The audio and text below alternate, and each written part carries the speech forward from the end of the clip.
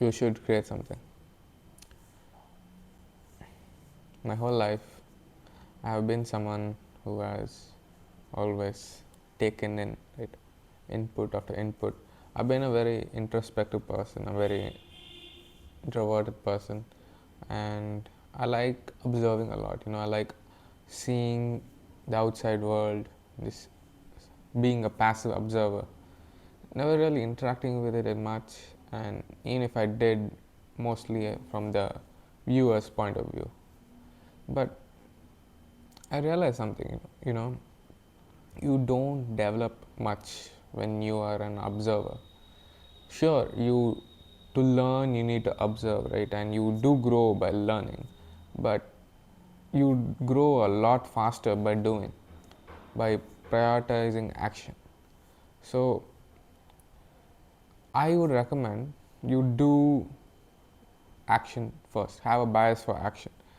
Now, the reason I say this is when you do something, you end up failing a lot, right? Whatever it may be, you end up failing a lot, and many times because of that, you never want to do it in the first place, right? Whenever you take a chance, whenever you take a risk, there's always a risk of failure, and you're afraid of looking like a fool or being a loser, and that's why you never take that risk.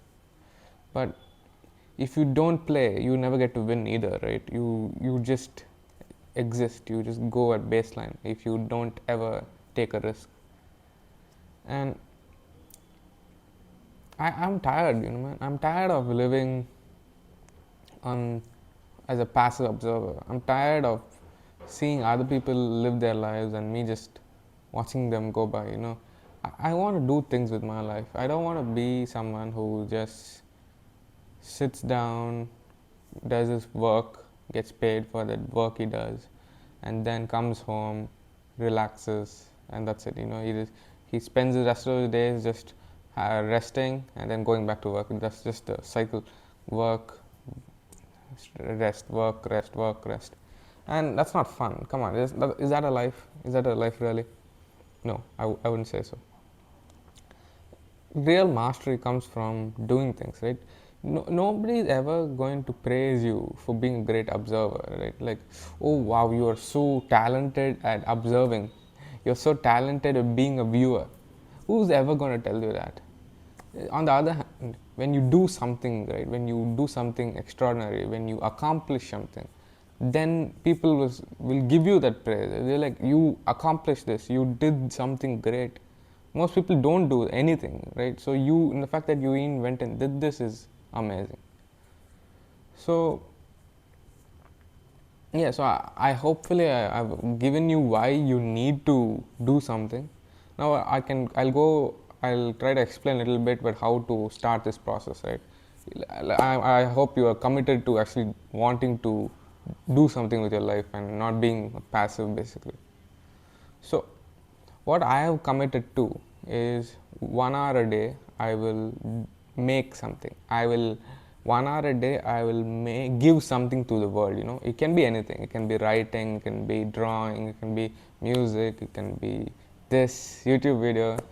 It can be anything as long as you do something and you put it out there. You put it out there in the world, and that you're not putting it out there for other people. Okay, let me be clear. You're not putting it out there for other people to look at it and amaze other people. It's for you. It's for you, but you're still putting it out there for the principle of it, because you get into the habit of creating, you get into the habit of outputting, because many people like to just input, right? Just take, and never do anything with it. But if you do something with it, right, you will realize you have a terrific talent for something. You have a talent for something, creating something, and you will never find out unless you try. If you if you're going to remain stuck, you'll never identify what it is. So I'm doing 1 hour a day, right? So I would suggest you can do easily. 1 hour a day is not that hard, right? 24 hours in a day, just pick one. Take 1 hour of your rest time and commit to doing something. It should be fun, obviously. You should want to do something fun. It can be drawing, music, It can be rapping, who knows, like lyric writing, anything your mind desires. But it should be something generative, something that you give out, not just you take in. And during this journey, you will face roadblocks, you will face obstacles, you will have the doubt of, oh, am I actually wasting time? You will feel like it's not worth it, right?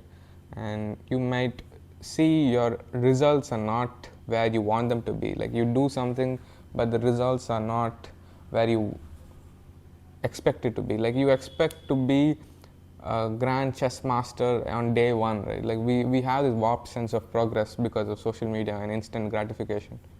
So I would suggest, instead of looking at judging the results, right, judge the inputs instead. You that because truthfully you can only control the inputs. The outputs are almost all out of your hand, right? Sure, the outputs are influenced by the inputs, but you have the system. Let me backtrack. You have the system which has the input, the box or the model or the system, whatever it is, and then the output. So you feed in input to the system and you get an output. Now the issue is, just because you feed good input doesn't mean you get good output. And sometimes bad input gives you good output too, because the system is not foolproof, it's not perfect, right?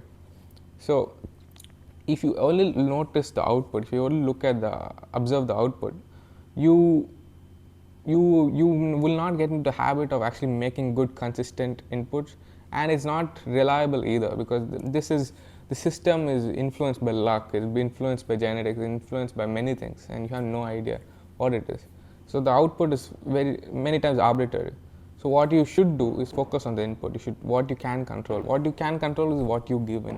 What is your input, right? So the number of reps in whatever it is. Like let's say I want to do creative writing, I will practice writing 10 lines a day. See, simple. Now it doesn't matter if it's good 10 or bad 10, doesn't matter. What matters is you do the 10 lines and you get it done.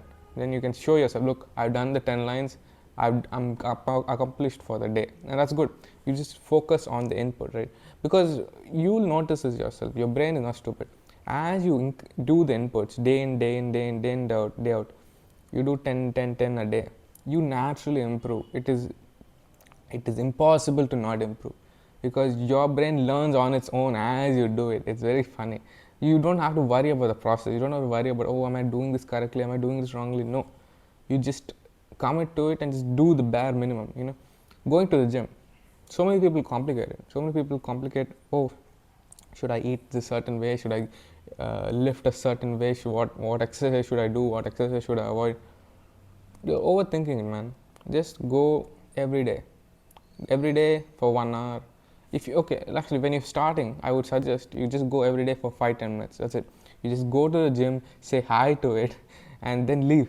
The starting, you want to get into a habit of just going and getting there, because once you're there, it's very easy, right? Once you're there, okay, I might as well do 5 minutes of cardio. I'll just walk for a bit, and that's how we start, right?